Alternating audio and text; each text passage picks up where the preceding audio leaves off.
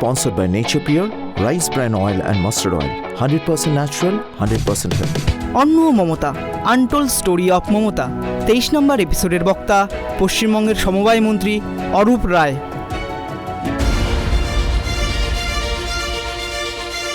लोगों को लेके हम कम करेंगे और लोगों को लेके हम कम करेंगे तो भी कामयाबी हम लोग सब हो सकता है।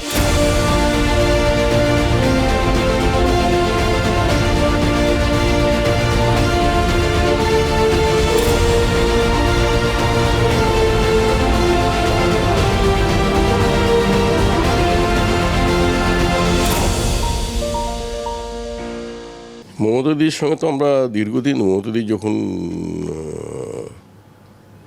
ছাত্র নেত্রী তখন থেকে আমার সঙ্গে পরিচয় 1984 থেকে 84-এর আগে। হ্যাঁ, তখন 84 তিনি তখন এমপি টিকিট পেয়েছেন। ওনার কবিতীর্থ মানে তখন যাদবপুর লোকসভা প্রার্থী। ওনার কবিতীর্থ বুস্লিপটা আমি লিখে দিয়েছিলাম আমার কলেজের ছেলে মেয়েদের দিয়ে। এই যাই সে অনেক দিনের কথা। তারপরে 1989 সাল মমতাদি আমায় বললেন, অরূপ চলে এসো। এই সময় 12টা নাগাদ চলে গেলাম। মমতাদির গাড়িতে মমতাদি এলো, বেরোলো, গাড়িতে উঠলাম। তার পেছনে গাড়ি ছিল, সেই গাড়ি করে আমরা গেলাম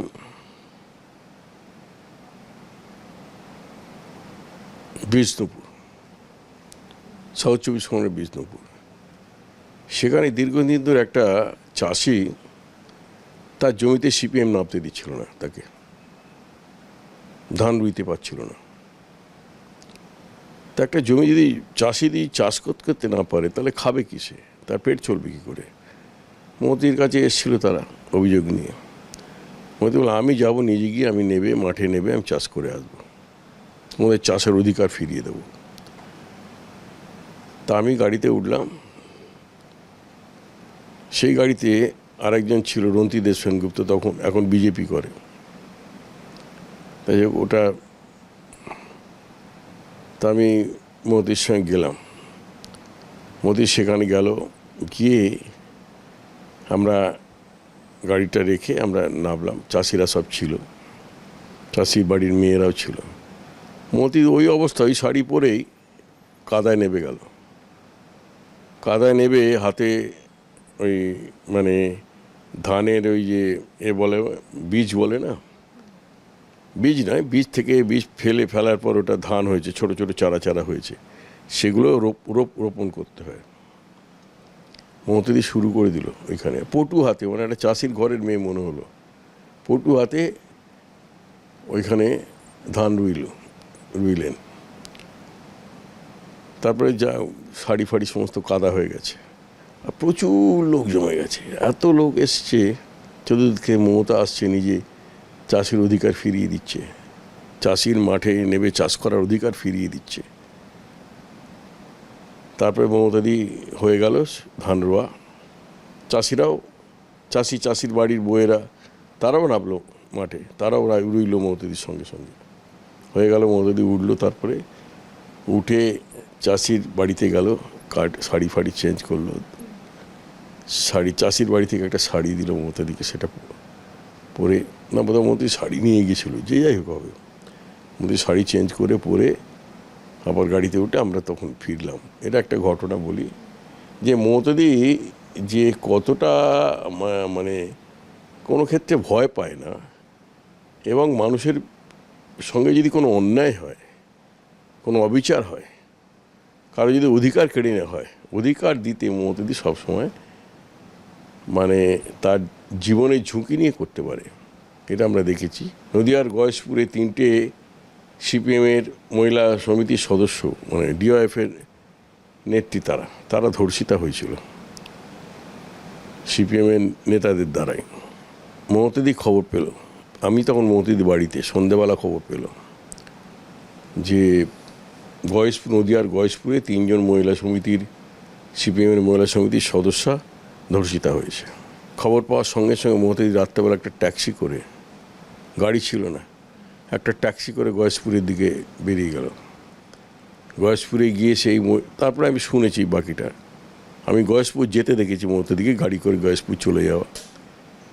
তারপরে গয়েশপুরে গিয়ে সেই 3 মহিলার বাড়িতে মমতাদি পৌঁছলেন।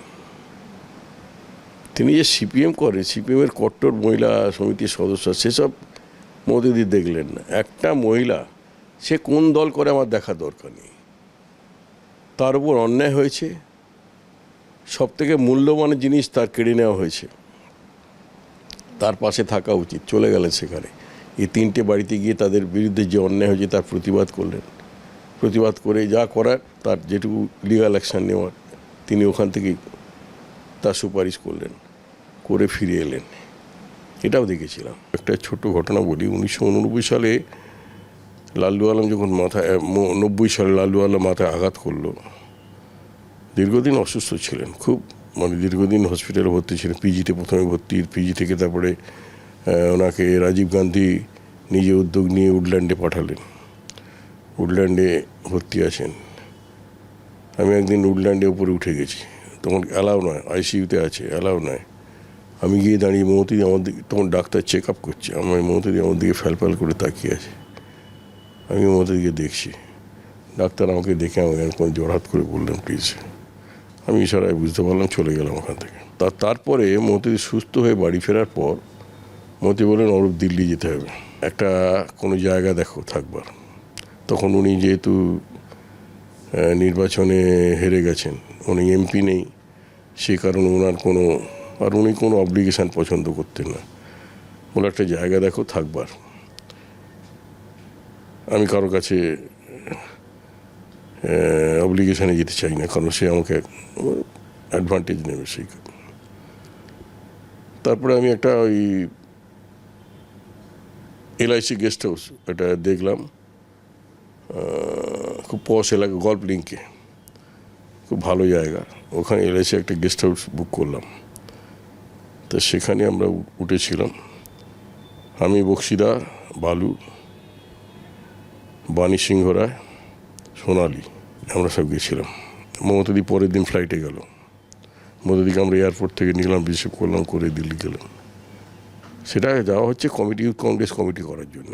তা সেই সময় মমতাদি একটা শিশুসুলভ মনোভাব দেখেছিলাম,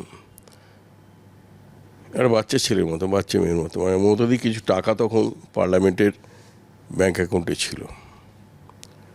তা মমতাদি হঠাৎ, না তখন আমরা এতে গেছি, ওই মমতাদি বললো, দেবীদা ফোন করেছিলেন কালকে, ডক্টর দেবী পাল ফোন করেছিলেন, বললেন যে আমার এতে চলে আমি কলকাতায় ফিরে যাচ্ছি, থাকবো না এখন, আমার বাংলায় চলে যাও, কালকেও সকালে ওখানে চলে যাবো। তা ওখানে গেলাম। ওখানেই মমতাদি আমাকে বললেন ধোসা খেতে ইচ্ছে হয়েছে, যে ধোসা খাওয়া, যে টাকা তুলেছি, এরকম একটা আছে বাচ্চাদের মতো। তা বলো যাও, আমি কোথায় যেতে হবে বলো? বলে MP ক্যান্টিনে চলে, MP ক্যান্টিনে ভালো ধোসা করে, আমাদেরকে ধোসা নিয়ে এসে টাকা দিতে যাচ্ছিলাম। কারণ টাকা নেবো কেন, আমরা তো রোজগার করি। তখন আমি কোর্টে প্রফেশন করছি, তা আমি টাকা কেন নেবো? টাকা না নিয়ে আমি ওই মমতাদি ব্যাংক থেকে টাকা তুলেছে, পার্লামেন্টের অ্যাকাউন্ট থেকে টাকা তুলেছে, ওইটাতেই খুব খুশি। তা আমি গিয়ে নিয়ে এলাম ধোসা সকলের জন্যে। মমতাদি একটি ছেলে তোমার সাইকেল নিয়ে একটি ছেলেকে নিয়ে গেছিল কারা বেশ। তা ধোসাটা সকলকে ধোসা দিয়ে দিল, নিজের ধোসাটা ওই মশলার যে দিকটা আছে সেই দিকটা বাদ দিয়ে দুদিকটা বেড়ে থাকে না একটু, ওই দিকটা ছিঁড়ে নিয়ে ওইটুকু খেলো, বাকিটা খেলো না, বাকিটা দিয়ে দিল সকলকে। তেমন মমতাদির অনেক গুণের অধিকারী, অনেক রকম গুণ আছে। ভালো গান গায়। একদিন আমরা তখন মমতাদি মন্ত্রী নেই, আমি সন্ধ্যাবেলা একদিন গেছি, তা মানিকদা তখন ছিল। মানিকদা বললো যাও না, ভেতরে যাও, সকলে আছে, মনোরঞ্জন ভক্ত। তাই গিয়ে ভেতরে ঢুকেছি, দেখি মনোরঞ্জন ভক্ত আছে, অশোক দেব আছে, বালু আছে, জয়ন্তদা বোধহয় নেই। তা আমি গিয়ে বসেছি, সোনালি আছে, সোনালিটার গান গাইলো, জয় বাবা লোকনাথ একটা গান গাইলো সোনালি। তো মমতাদিকে এবার গান গাইতে বলেছে। মমতা দি এখন একটা গান গাইলো, জীবনে যখন শুকায় যায় না আমার মাথা নত করে দাও হয়তো তোমার চরণ ধুলাতে, ওই জায়গায় এই গানটা বোধহয় গাইলো। তা আমি তখন একটু মাথা তুলে একটু করছিলাম, একটু মাথা নাড়ছে। রবীন্দ্রসঙ্গীত গাইছে তো অটোমেটিক্যালি একটা আবেগ এসে যায়। তখন ভক্তদা এটা লক্ষ্য করে যে অরূপ তুই গান জানিয়ে নিশ্চয়ই। তখন বালু বলছে অরূপ তো ল কলেজে গান গেয়েই সংগঠন করতো আর কি, আমাকে ধরেছে। আমি একটা গান গাইলাম, তো আমি বিজন ঘরে গাইলাম আর কি। তা সেই মমতা দিয়ে যে একটা মানে হইচই, একটু আনন্দ করা, একটু মজা করা, একটু এই ধরনের যে মানসিকতা ছিল, সেটা আমরা সাধারণত অন্যান্য লিডারদের মধ্যে দেখতে পাই না। এখনও সেই মনোভাবটা আছে এত বছর পরে। সেটা ধরো 89, 90 এই সময়, তারপরে 91-এ পার্লামেন্টে ইলেকশন হলো, ইলেকশনে জিতলেন, যেটি মন্ত্রী হলেন দিল্লিতে। এটা বরাবরই এখনও সেই মনোভাবটা আছে মমতা দি, একটা শিশুসুলভ মনোভাব, একটা আনন্দ করা, মজা করা, গল্প করা, ভূতের গল্প করা। সেদিন যেমন ক্যাবিনেট মিটিংয়ের মানে যেদিন বাজেট ছিল চন্দ্রিমার 11 তারিখে, সেদিন তার আগে ক্যাবিনেট হলো, একটা ক্যাবিনেট হলো, একটা স্পেশাল ক্যাবিনেট 1টা থেকে 1:30 থেকে স্পেশাল ক্যাবিনেট। তো সেই কারণে ক্যাবিনেটটা হয়ে যাওয়ার পর, ক্যাবিনেটটা তাড়াতাড়ি হয়ে গেল, 10 মিনিটের মধ্যে ক্যাবিনেট কমপ্লিট হয়ে গেল। 20 মিনিট বাকি আছে, সেই সময় গল্প শুরু হলো, নানা ধরনের গল্প। কোথায় ভূত আছে, ওই ঝাড়গ্রামে ভূত আছে, এই সমস্ত গল্প হচ্ছে। অনেক গল্প টল্প হলো, মজা হলো, সব ইয়ার্কি টিয়ার্কি হলো, ওর পেছনে লাগছে এরকম সব। তা মমতা দি যে এখনও তার এত বড় দায়িত্ব, সারা বাংলা, সারা দেশ, সব দিক তো ভাবছেন। বাংলার মুখ্যমন্ত্রী এবং এত সাকসেসফুল চিফ মিনিস্টার আমরা দেখিনি বাংলায় কাউকে অতীতে। একদিকে ছিলাম বিধান রায়ের পরে মমতা দিকে দেখলাম। এতটা কাজ করা, তো তখন অনুন্নত বাংলা, স্বাধীনতার পরে জাস্ট বাংলা গড়ার সময় তখন সিদ্ধার্থ রায় সেই সুযোগ পেয়েছিলেন, তিনি বাংলাকে গড়েছিলেন। কিন্তু এই 34 বছরে বাম জমানা কাটিয়ে এসে অর্থনৈতিকভাবে পঙ্গু করে দেওয়া একটা বাংলা সরকার, সেই সরকারকে চালানো, এত উন্নয়ন, এতগুলো কর্মচারীর মাইনে, এতই কন্যাশ্রী, যুবশ্রী, রূপশ্রী, শিক্ষাশ্রী, এত প্রজেক্ট, তারপরে লক্ষ্মীর ভাণ্ডারের মতো প্রজেক্ট, এবং সেই সঙ্গে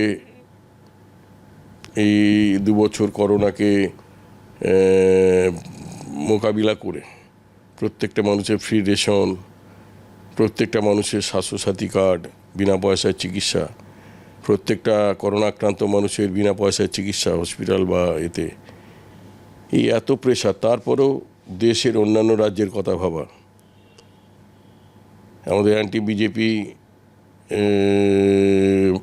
ভারত সর্বভারতীয় অন্যান্য রাজনৈতিক দলগুলোর পাশে থাকা, এই এত প্রেশারের পরেও মানুষের মধ্যে থেকে এত একটা মানে গল্প, আনন্দ, হইচই এটা আসে, এটা অনেক সাধারণত কারোর মধ্যে দেখা যায় না।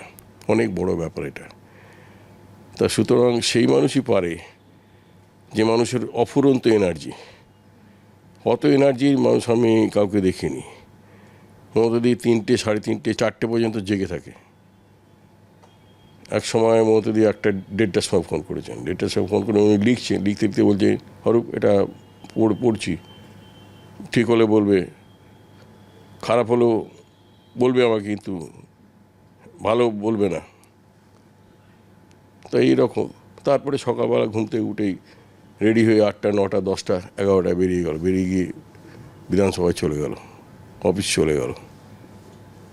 এই যে এত এনার্জি, ক্লান্তি নেই, আমি কোনোদিন ঝিমোতে দেখিনি, ঢুলতে দেখিনি। আমরা যেমন কখনো কখনো চোখ এসে যায়, চোখ জুড়িয়ে যায়, কখনো কখনো একটা ঝিমুনি এসে যায়, মমতা দি কোনোদিন দেখিনি। তো এইটা হচ্ছে মমতা দির একটা ভীষণ মানে গুণ, যেটা সচরাচর মানুষের মধ্যে দেখা যায় না। এবং স্মরণশক্তি প্রখর, রাজ্যের প্রত্যন্ত গ্রামের ছেলেটাকেও চেনে, আমাদের দলের ভালো কর্মী কীভাবে এতভাবে চেনে, নাম বাই নেম চেনে, এরম চেনা খুব শক্ত, খুব কঠিন। আমরা গর্বিত যে মমতাদির মতো একজন লিডার আমরা পেয়েছি আমাদের নিজেদের। এবং আমার আরও গর্বের ব্যাপার, আমি যখন মমতাদির সঙ্গে 4-5 জন ছিল তখন আমি তার পাশে ছিলাম। এটা আমার সৌভাগ্য, ঈশ্বরের আশীর্বাদ। তো সেই কারণেই কি পেলাম না এটা নিয়ে কোনো দিন যাচাই করিনি। ওই একটা গান আছে না, আমাদের দেশাত্মবোধক গান আছে, মায়ের দেওয়া মোটা কাপড় মাথায় তুলে নে রে ভাই। তো এইটা মাথায় রাখি সবসময়। কোনোদিন কখনো বিচার করিনি, যাচাই করিনি কি পেলাম না। দিদির মধ্যে পরিবর্তন হচ্ছে, দিদি একটা প্রচণ্ড টেনাসিটি, যে টেনাসিটিটা সচরাচর দেখা যায় না। মানে একটা মানুষ গান লেখে, গান গায়, একটা ছোট পিয়ানো আছে, ওটায় বাজিয়ে গান গায়, কখনো বা কবিতা লেখে, কখনো গল্প লেখে, কত বই। উপলব্ধি প্রথম যখন শুরু হলো, উপলব্ধি লিখে তিনি তো কান্দুয়ার লোকগুলোকে টাকা দিয়েছিলেন প্রথম। কান্দুয়া যে হাত কাটা মানুষগুলো, 7 জন হাত কেটেছিল, 7 জনের, গোপাল পাত্র মুন্ডু কেটে মেরে ফেলেছিল গোপাল পাত্রকে, এদের পরিবারকে তো বাঁচিয়েছিলেন উনি। যা টাকাটা পেয়েছিলেন সবটা রয়্যালটির টাকাটা, প্রথম রয়্যালটি যে ইনস্টলমেন্ট টাকা 1,60,000, সেটা তো ওদের দিয়েছিলেন, 20,000 টাকা করে একজনকে। আর ঘণ্টেশ্বরের 2টো হাত কেটেছিল, ঘণ্টেশ্বরকে প্রধানমন্ত্রীর হাত দিয়ে তুলে দিয়েছিলেন, তখন নরসিংহরাও প্রধানমন্ত্রী, তখন তার হাত দিয়ে তুলে দিয়েছিলেন ব্রিগেডের ময়দানে। বাংলাকে দেখছে, বাংলার সমস্ত জেলার খবর রাখছে, সমস্ত মনিটর করছে, কোন কাজটা হচ্ছে না, কেন হচ্ছে না, কেন দেরি হচ্ছে, এক্ষুনি চাই আমার কাজ এইটা। এরপর সারা ভারতবর্ষে বিভিন্ন রাজ্যের খবর রাখা, অসাধারণ মানে ইচ্ছা শক্তি এবং সেই সঙ্গে এনার্জি, অফুরন্ত এনার্জি ছাড়া এটা সম্ভব। আমি একবার, দিদি তখন মন্ত্রী হয়েছে, আমি জাস্ট মন্ত্রী হয়েছে তখন, প্রথম মন্ত্রী দিল্লিতে, কংগ্রেস মন্ত্রিসভা, মমতাদি 5 নম্বর অশোক রোডের বাংলোয় থাকে। তা আমি সেবারে গেছি, আমার অন্য একটা কাজে, হুপিং করে একটা কাজে গেছি। তা আমার সঙ্গে কয়েকজন ছিল হাওড়ারই লোক, তা গিয়ে ব্যাগপত্র রেখে মমতাদির সঙ্গে দেখা করতে গেছে। মমতাদি তখন বেরোচ্ছে, মানে গাড়িতে উঠবে আর কি সেই সময়। অরূপ কবে এসছো? আমার দিদি আজকে এসছি। ব্যাগপত্র কোথায়? ব্যাগপত্র বঙ্গভবনে। কেন বঙ্গভবনে কেন? ব্যাগ নিয়ে এসো এক্ষুনি। দিদি আমার সঙ্গে আরও কয়েকজনে, থাক তারা ওখানে থাকুক, তুমি এখানে থাকবে, তোমার বঙ্গভবনে থাকতে হবে না। দিদি লোকে কি পারবো, তোমার নিজের বাড়ি, তুমি থাকবে এখানে। বললে আরেকটা গাড়ি ছিল, 2টো গাড়িতে, একটা অন্বেষণের গাড়ি দিদি চলে গেল, আরেকটা গাড়ি ছিল, তাকে বলে যাও অরূপের মালপত্র নিয়ে অরূপের এখানে নিয়ে এসো যাও। আর সোনালিকে বলো, সোনালি অরূপকে খাইয়ে দাইয়ে খেতে বঙ্গভবনে, শাস্ত্রী ভবনে পাঠিয়ে দিবে।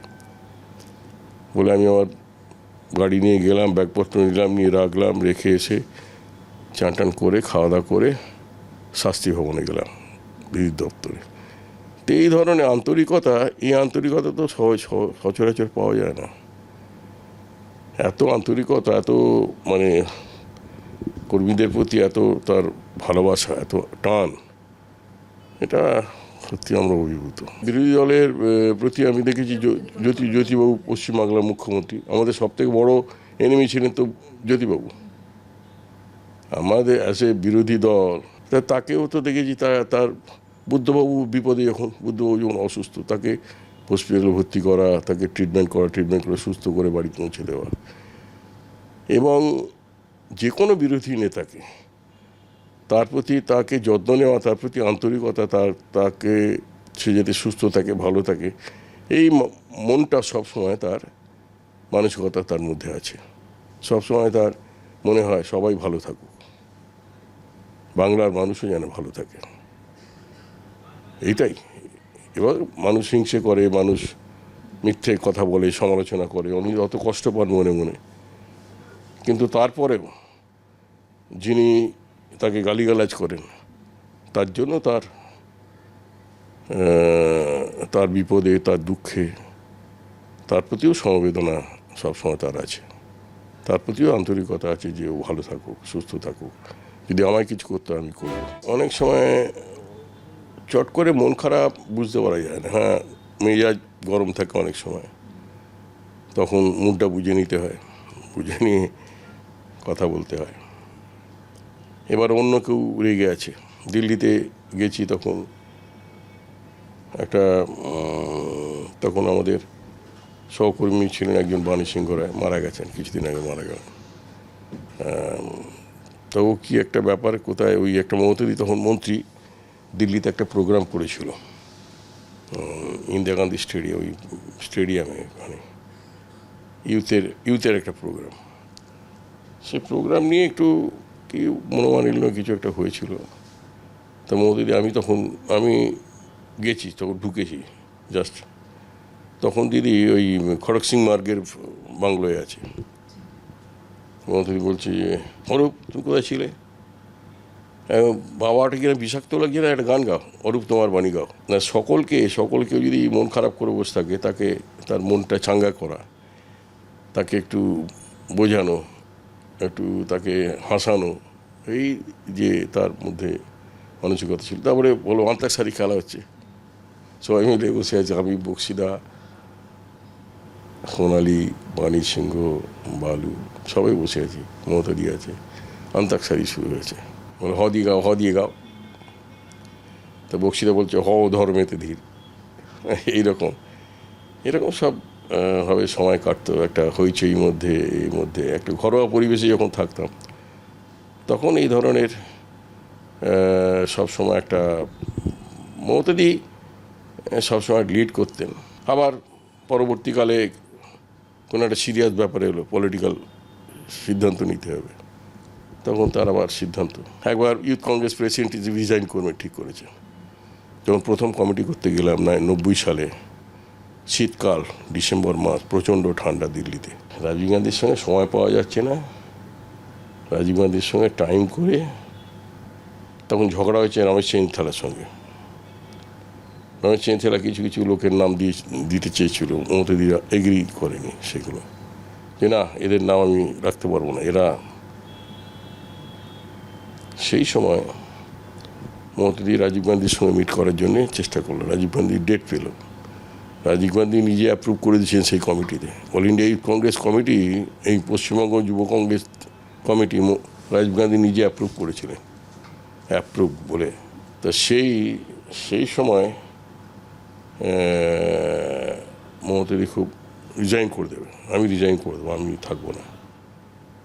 তখন আমরা বলেছিলাম যে তুমি রিজাইন কেন করবে, তোমাকে তো রাজীব গান্ধী করেছে, তোমাকে অনেকের আপত্তি সত্ত্বেও রাজীব গান্ধী করেছে, অনেক নেতা আপত্তি করেছিল যে মমতা मर जाएगा, बोला मर जाएगा तब भी हम उसको प्रेसिडेंट देख के जाएगा, প্রেসিডেন্ট करेगा।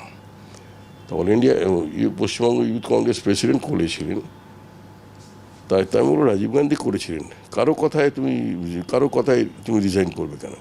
তুমি রাজীব গান্ধী যদি বলে না হবে না, তখন রিজাইন করবে। তখন উনি রাজীব গান্ধীর সঙ্গে অ্যাপয়েন্টমেন্টের চেষ্টা করলেন এবং অ্যাপয়েন্টমেন্ট পেলেন। রাজীব গান্ধী ওনার কমিটি অ্যাপ্রুভ করে দিল, দিয়ে বললো एक कॉपी IYC ऑफिस में भेज दो।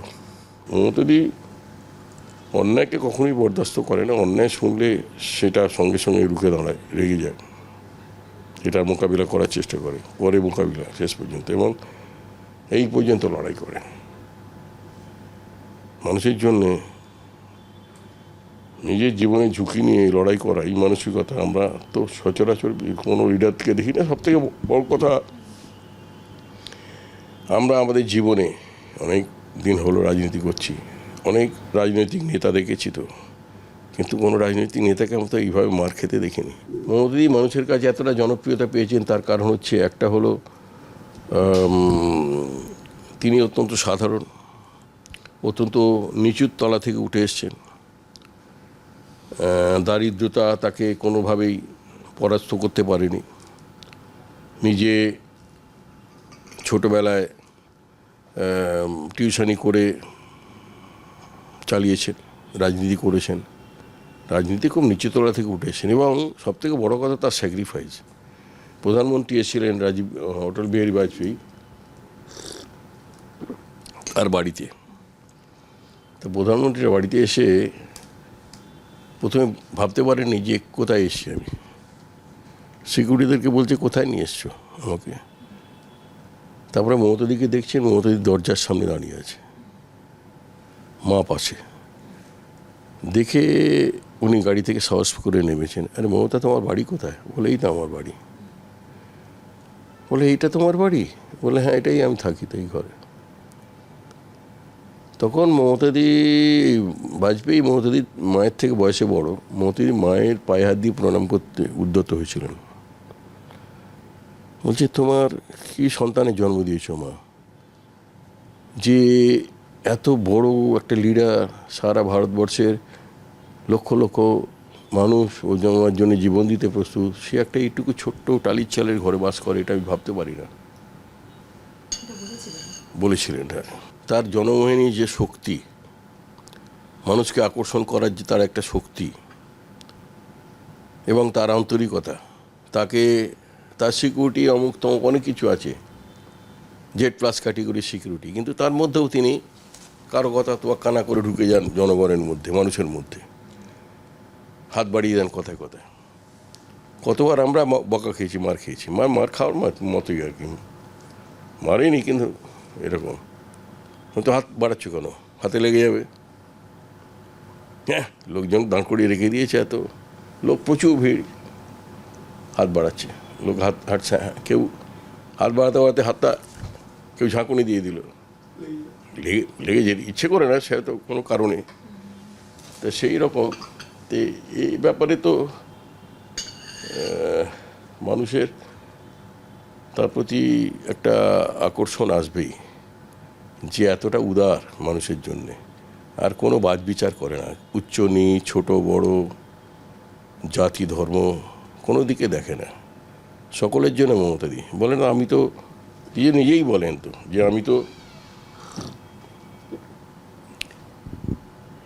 আমি ব্রাহ্মণ বাড়িতে জন্মালেও আমি সকলের জন্য। আমি উচ্চ নীচ, বিবেকানন্দকে খুব সম্মান করেন, শ্রদ্ধা করেন, বিবেকানন্দ কথা পড়েন, বিবেকানন্দর বই পড়েন, রামকৃষ্ণ মিশনের সঙ্গে খুব ভালো সম্পর্ক। তা স্বামীজি যেটা শিক্ষা ছিল, আদর্শ ছিল, যে কোনো মানুষই ছোট নয়। মানুষ জন্মানো তো কারোর হাতে নেই, মানুষের যার যখন যেখানে জন্ম হয়, কারো দরিদ্র ঘরে জন্ম হলো, তার গুণ থাকলে সে সেখান থেকেই বড় হয়েছে।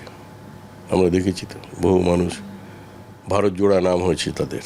1997 সালের ডিসেম্বর মাস, তখন বড়দিনের ছুটি, মানে 25শে ডিসেম্বরের ছুটি, বিকালবেলা যথারীতি মমতাদি বাড়িতে গেছি। তা মমতাদি আমাকে দেখতে পেয়ে বলল, অরূপ 100 এফিডেভিট করে নিয়ে আসতে হবে, কারণ দল তৈরি করতে গেলে এফিডেভিট করতে হয়। গৌতম বলে দাও অরূপকে। গৌতম বাসু তখন বেঁচে ছিল। গৌতম বাসু পরবর্তীকালে খুব দুঃখজনক, আমাদের খুবই খুবই ঘনিষ্ঠ, খুবই ভালো মানুষ ছিলেন। মমতাদির এপিএসও ছিল। গৌতম বাসু বললো, অরূপদা ফার্স্ট ক্লাস ম্যাজিস্ট্রেটের ঘর থেকে করতে, ফার্স্ট ক্লাস ম্যাজিস্ট্রেট থেকে করতে হবে। তাই আমি বললাম ঠিক আছে, করে আনবো কালকে, কাল এসে তোমায় দিয়ে দেবো বলে আমি ওখান থেকে বেরিয়ে গেলাম। বেরিয়ে গিয়ে আমি আলিপুর কোর্টে গেলাম। আলিপুর কোর্টে আমার যারা জুনিয়র ছিল তাদেরকে বললাম যে 100টা নন জুডিশিয়াল স্ট্যাম্প পেপার দিত 10 টাকার। ওরা 100টা নন জুডিশিয়াল স্ট্যাম্প পেপার কিনে নিয়ে এলো, কিনে এসে আমাকে দিল। আমি সেটা নিয়ে হাওড়া কোর্টে গেলাম। যারা এইসব টাইপ করে তাদেরকে বললাম, একটা ড্রাফট করে দিলাম, ওই গ্যাপ দিয়ে নাম, ঠিকানা, বাবার নাম এগুলো গ্যাপ দিয়ে একটা ড্রাফট করে দিলাম। তা ওরা বললো আমি কাল সকাল থেকে কাজগুলো শুরু করতে হবে, কালকে এভিডেভিটটা করব বলে 100 ছেলেকে খবর দিয়ে দিয়েছি। তারপরে অনেক ছেলে খবর পেয়ে বলছে দাদা আমি কেন করবো না, আমি করব। আমি বললো ঠিক আছে, একটা স্ট্যাম্প পেপার কিনে নিই কর বলে এই করতে করতে 130টা হলো। 130টা আমরা টাইপ করে আমরা সই করে নন জুডিশিয়াল ম্যাজিস্ট্রেটের ঘরে জমা দিলাম। আমাদের কাঠগড়ায় উঠতে হলো, কেন আমরা দল ছাড়ছি, কেন আমরা নতুন দল করছি, এ সমস্ত আমাদের উত্তর দিতে হলো। আমরা উত্তর দিলাম। তারপরে এফিডেভিট হলো। সেই এফিডেভিট 130টা এফিডেভিট নিয়ে গিয়ে মমতাদির বাড়িতে বিকালবেলা গেলাম, গিয়ে তার হাতে দিলাম ফাইল সমেত। তা মমতাদি ওইটা গৌতম বাসুকে দিয়ে বললো, গৌতম দেখো তো এগুলো। গৌতম তো দেখলো, বললো এইগুলোই ঠিক, এইগুলোই ঠিক, এগুলোই ফার্স্ট ক্লাস জুডিশিয়াল ম্যাজিস্ট্রেটের ঘর থেকে এফিডেভিট করা। তারপরে মমতাদি বললো, অরূপ দেখো তো, অনেকে তখন 5000 এফিডেভিট পড়ে গেছে, দেখো তো। আমি দেখলাম একটা এফিডেভিটও চলবে না, কারণ সবটাই কোনোটাই নোটারি, ম্যাক্সিমাম নোটারি আর কিছু এক্সিকিউটিভ ম্যাজিস্ট্রেটের ঘরে করা। একটাও ফার্স্ট ক্লাস জুডিশিয়াল ম্যাজিস্ট্রেটের ঘরে এফিডেভিট ছিল না। সুতরাং সবকটাই বাতিল হলো। আমাদের 130টা এফিডেভিট দিল্লি গেল। দিল্লি গিয়ে দিল্লিতে মমতাদির নিজস্ব হাতে আঁকা সিম্বল সবুজ ঘাসে জোড়া ফুল, সেটা অ্যাপ্রুভ হলো, দল প্রতিষ্ঠিত হলো, পশ্চিমবঙ্গ তৃণমূল কংগ্রেস প্রতিষ্ঠা পেল এবং 1লা জানুয়ারি অফিসিয়ালি আমরা ওটা হাতে পেলাম। সেই কারণে আমরা 1লা জানুয়ারি প্রতিষ্ঠা দিবস হিসেবে পালন করি। এবং তারপরে ইলেকশন ডিক্লেয়ার হলো। 1 মাসের মধ্যে ইলেকশন করে আমরা 7টা সিট পেয়েছিলাম। আমার যেটুকু মনে আছে, অনেক কথাই বলেছিলেন, তার মধ্যে একটা কথা মনে আছে যে তৃণমূল কংগ্রেস শুধু একটা রাজনৈতিক দল হিসেবে ক্ষমতা দখলে লড়াই করবে না, তৃণমূল কংগ্রেস একটা সামাজিক প্রতিষ্ঠান হিসেবে, তৃণমূল কংগ্রেসের প্রত্যেকটি কর্মীর দায়িত্ব হবে মানুষের কাজ করা, মানুষের পাশে থাকা, মানুষের বিপদে মানুষের দুঃখে মানুষের পাশে থাকা। তারই যে ঘোষণা অনুযায়ী, তারই ঘোষণাকে সামনে রেখে তৃণমূল কংগ্রেস সারা বছর নানা সেবামূলক কাজের মধ্যে দিয়ে, এখন দেখবেন এটা একটা কালচার হয়ে গেছে। আগে যেমন বড় বড় পুজো, বড় বড় ফাংশন, এখন কিন্তু সেটা অনেক কম, তার আড়ম্বর অনেক কম। এখন বড় করে ব্লাড ডোনেশন ক্যাম্প, বড় করে স্বাস্থ্য পরীক্ষা শিবির, প্রত্যেকটি ছুটির দিন রবিবার নানা ধরনের এই ধরনের অনুষ্ঠান আমাদের অ্যাটেন্ড করতে হয়।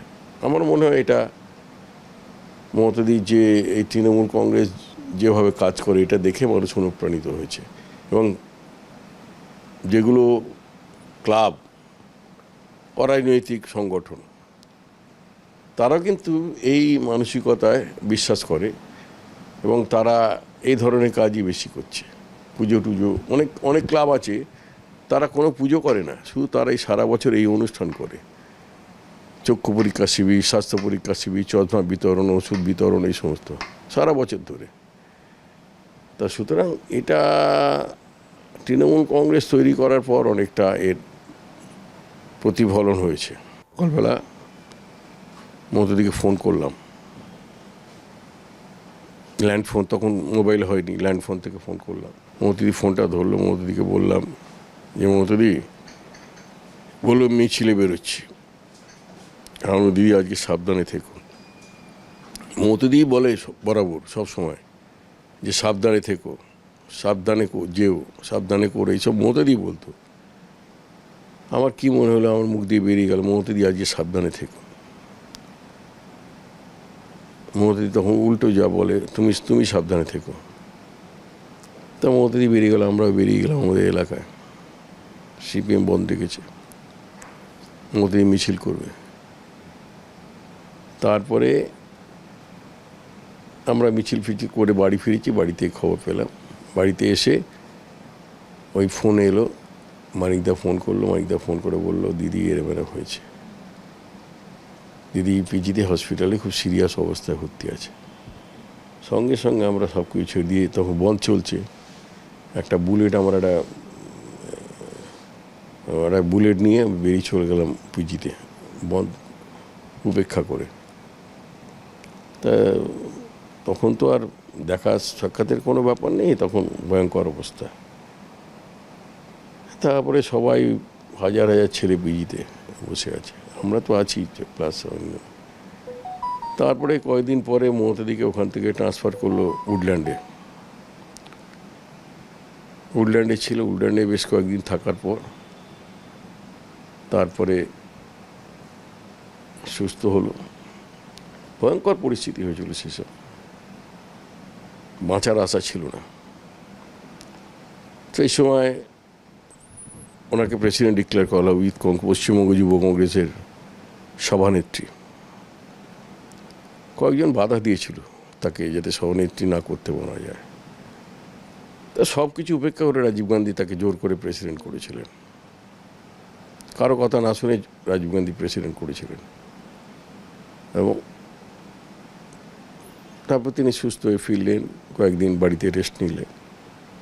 তারপরে আমরা দিল্লি গেলাম মমতাদির সঙ্গে, 4-5 জন দিল্লি গেলাম, দিল্লি গিয়ে কমিটি অ্যাপ্রুভ করার জন্য। তখন সিঙ্গুরে অনশন চলছে। সিঙ্গুরের মমতাদি সিঙ্গুরের মানুষদের কথা দিয়েছিলেন যে আমি সিঙ্গুরের জমি ফেরত করে দেবো চাষিদের। সেটা নিয়ে অনেক কিছু হলো, হওয়ার পরে মমতাদি অবস্থানে নেমে গেল। একদিন মমতাদি, এটা একটা আলাদা গল্প বলি, একদিন মমতাদি যেতে বলেছে, মানে সেদিন প্রোগ্রাম ছিল সিঙ্গুরে। আমি সিঙ্গুরে গিয়ে প্রোগ্রামে গেছি, ছুটি পরে গেছি। আমি জানি মিটিং হবে, গিয়ে দেখি মিছিল হবে। তারপরে যাওয়ার পরে মমতাদি হাঁটা শুরু করলো, হাঁটতে আরম্ভ করলাম। আমি তো হাঁটতে পারছি না মমতাদির সঙ্গে, ছুটি পরে। ছুটি তো চটি পরে আছি আমি, এই পড়ি, স্নিকার পরি, চটি পরে গেছি, হাঁটতে পারছি না। সে চটি ফেলে দিলাম, আমি চটি ছুঁড়ে ফেলে দিয়ে খালি পায়ে হাঁটতে আরম্ভ করলাম। খালি পায়ে হেঁটে মমতাদির সঙ্গে মানে দিয়ে হাঁটলাম। হেঁটে বাড়ি আসার সময় একটা চটি কিনে, দোকান থেকে কিনে বাড়ি ঢুকলাম।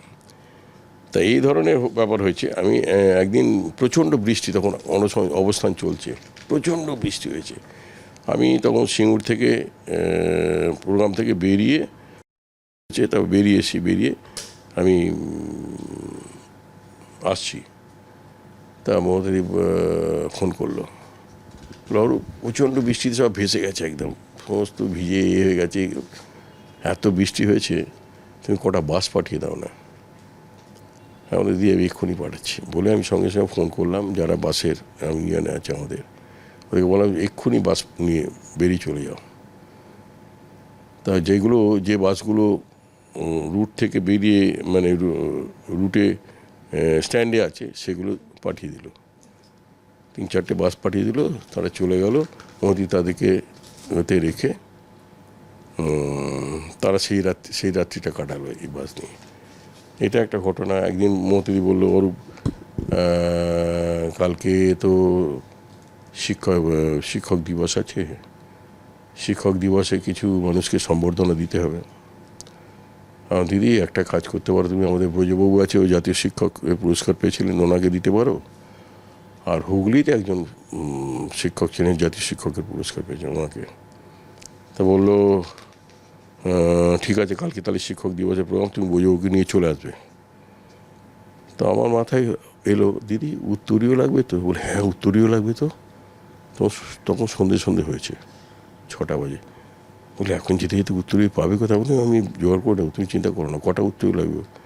বলো তুমি 10টা নিয়ে এসো। 10টা না 15টা বললো, 15টা বোধ হয়, 15টা বলো। আমি 15টা উত্তরীয় আমি নিয়ে আসবো। আমার উত্তরীয় কেনা ছিল, একদম নতুন কেনা ছিল, কিনে রাখা ছিল। আমি 15টা উত্তরীয় নিয়ে গিয়ে দিদিকে আগে দিলাম। তারপরে অনুষ্ঠান শুরু হলো, শিক্ষকদের সম্বর্ধিত করলো দিদি। আরও কিছু মিষ্টি ফিষ্টি প্যাকেট ছিল। তো এইরকম আমরা সকলে মিলে, এটা কারোর মানে কোনো ব্যবসায়ী কোনো এদের কাছ থেকে কোনো রকম কোনো দিন সাহায্য না নিয়ে সব আমরা নিজেরা করতাম। মমতাদি এটাই চাইতো, নিজেরা করবে। মমতাদির কাছে 10 টাকা থাকলে 10 টাকাই খরচা করে ফেলতো, এরকম ছিল। তা সুতরাং এরমভাবে আমাদের এতটা বছর, আমি তো মমতাদির সঙ্গে মমতাদি শুধু মমতাদি আমার লিডার, এইভাবে আমি শুরু করেছিলাম 89-এ, ছাত্র পরিষদ তখন ছেড়েছি। সেই 89 থেকে এখনো পর্যন্ত তো চলছি মমতাদির সঙ্গে। কত বছরে ওখানে 11 আর এদিকে 22, 33 বছর। দিদি এতটাই মানে নানা ধরন ভাবে ব্যস্ত থাকে, নানা মানসিকতায়, নানা চাপ, প্রেশার, মেন্টাল প্রেশার, কত রকম সমস্যা। আমি আর নতুন করে দিদিকে মেন্টাল প্রেশার দিতে চাইনি কোনো দিন। নিজের সমস্যা নিজে মোকাবিলা করে নিয়েছি। কখনো এটা ঈশ্বরের আশীর্বাদ। রাজনৈতিক ক্ষেত্রে কখনো কখনো দিদিকে বলতে হয়েছে, দিদি এই সমস্যা হচ্ছে, এই হচ্ছে, কিন্তু ব্যক্তিগত কোনো কারণে দিদিকে বিব্রত করিনি কোনো দিন। এবং আমি মমতা ব্যানার্জিকে দেখেই রাজনীতিটা করি। মমতা ব্যানার্জিকে দেখেই আমি ছাত্র রাজনীতির পর আমার বাড়িতে সেই রাজনীতির পরিবেশ ছিল না। বাবা অধ্যাপনা করতেন, সারা জীবন অধ্যাপনা করেছেন। বাড়িতে কেউ পছন্দ করতো না পলিটিক্সটা, যদিও আমরা বাড়ি কংগ্রেসি, সকলেই কংগ্রেসি মনোভাবাপন্ন ছিল। ইন্দিরা গান্ধী যেদিন মারা গেলেন, আমরা সেদিনে দীঘাতে রাজীব গান্ধীর সঙ্গে মিটিং করতে গেছিলাম। বাড়ি ফিরেছিলাম অনেক কটখট পুড়িয়ে, অনেক ভয়ঙ্কর পেরিয়ে দীঘা থেকে বাড়ি ফিরেছিলাম আমি, জয়ন্ত ভট্টাচার্য, অশোকদেব, সকলে মিলে। সেই দিনে দেখেছিলাম বাড়িতে রান্না হয়নি, ইন্দিরা গান্ধী মারা গেছে। কিন্তু বাড়িতে রান্না মানে পলিটিক্সের পরিবেশটা ছিল না। আর তখন হাওড়া পরিস্থিতি ভয়ঙ্কর ছিল, প্রচণ্ড খুন জখম, প্রতিদিন খুন জখম হতো প্রতিদিন, আর সব মানে ভয়ঙ্কর ভয়ঙ্কর গুন্ডা। কিন্তু আমি ছাত্র পরিষদ করার পর যখন ছাত্র পরিষদ ছাড়বো, সেই সময় মমতাদি এতে পড়লাম। মমতাদি তখন দিল্লি যেত ট্রেনে করে হাওড়া স্টেশন দিয়ে। 84 থেকে 89 ওই টাইমটা, 84-এর পর আমরা স্টেশনে যেতাম, ট্রেনে তুলে যেতাম। দিল্লি রাজধানীতে দিল্লি যেত। দিল্লি যাওয়ার আগে বলে দে অরূপ, নারায়ণদা আছে, এ আছে, মানে সিপিএমের কাউন্সিলর, বিরোধী এমপিরা আছে, রাজনৈতিক কথা বলবে না এদের সামনে কিছু, ইশারা বলে দিল। তা সুতরাং তখন থেকে আর মমতাদির সঙ্গে মানে মেশার পরে আর বেরোতে পারলাম না। ভেবেছিলাম রাজনীতি আর করবো না, প্রফেশন করবো আর সমাজ সোশ্যাল ওয়ার্ক করবো। কিন্তু মোদির সঙ্গে মেশার পরে আমি একদম রাজনীতির সঙ্গে ইনভলভ হয়ে গেলাম পুরোপুরি। তারপরে মমতাদি তো আমাকে বড়ো দায়িত্ব দিল, জেলা ইউথ কংগ্রেস প্রেসিডেন্ট করলো। সেই শুরু করেছিলাম মমতাদিকে দিয়ে, এবং রাজনৈতিক জীবনের শেষ হবে মমতাদিকে দিয়ে। মমতাদি সেই বাড়িতে একদিন মার খেলো না, একজন বেল দিয়ে এসে মারলো। সেদিন আমাকে মানিদা ফোন করেছে, অরূপ, তখন আমরা কোনো মানে এমএলএ টেমএলএ হয়নি, মমতাদিও এমপি নেই। তখন আমাকে মানিকদা ফোন করে বলো, অরূপ সবাই এসেছি, তুমি একবার আসবে না? এখন হ্যাঁ নিশ্চয়ই, মমতাদি মার খেয়েছে, নিশ্চয়ই আমি যাবো। এখন রাত্রেবেলা ঘটনা ঘটেছে তো, সন্ধ্যেবেলা, আর সেদিন আর যাওয়া হয়নি। পরের দিন সকালবেলা গেলাম বাড়িতে, মমতাদি বসে আছে, এখানটা ফুলে গেছে।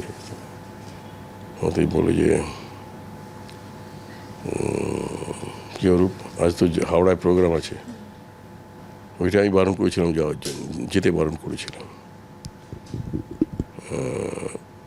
বলে হ্যাঁ ঠিক আছে তুমি বসো অরূপ। আমি বললাম আমি বাইরে বসছি। বলে তুমি আছো তো? আমি বলি হ্যাঁ আছি, কারণ লোক আসছে, তারা দেখা করবে, বাইরে বসে আছি। একে একে সব আসছে মমতাদিকে হাওড়ায় নিয়ে যাওয়ার জন্যে। তারপর আমাদের একজন নেতা, এক্স এমপি, এক্স কেন্দ্রীয় মন্ত্রী ছিলেন একজন, তিনি মমতাদিকে বুঝিয়ে বুঝিয়ে নিয়ে যাওয়ার চেষ্টা করলেন হাওড়াতে, যে ইতিহাসে রেকর্ড হবে। একজন মোদি বললো না আমি যেতে পারবো না, ডাক্তার বারণ করেছে। এইখানে মেরেছিল বেল ফেল দিয়ে। আমাকে যদি অন্যায়ভাবে কেউ বকে, অন্যায় আমি কোনো দোষ করিনি, আমি যদি বকা খাই আমারও একটু সেন্টিমেন্ট হয়। তো সেরকম হয়েছে অনেকবার, কিন্তু দিদির বাইরে কোনোদিন কিছু করিনি, কোনোদিন কিছু করবো না। हम डरते नहीं, हम मरने के लिए तैयार है। जो डरते हैं वो मरते हैं, और जो लड़ते हैं वो जीतते हैं। हम करेंगे, लड़ेंगे, जीतेंगे। প্রয়োজনে দেব মোরা এক নদী রক্ত, হোক না পোষের বাধা, প্রস্তর শক্ত। বাংলাকে ভাগ করা যাবে না। लोगों को लेके हम कम करेंगे और लोगों को लेके हम कम करेंगे तो भी कामयाबी हम लोग सब हो सकता है।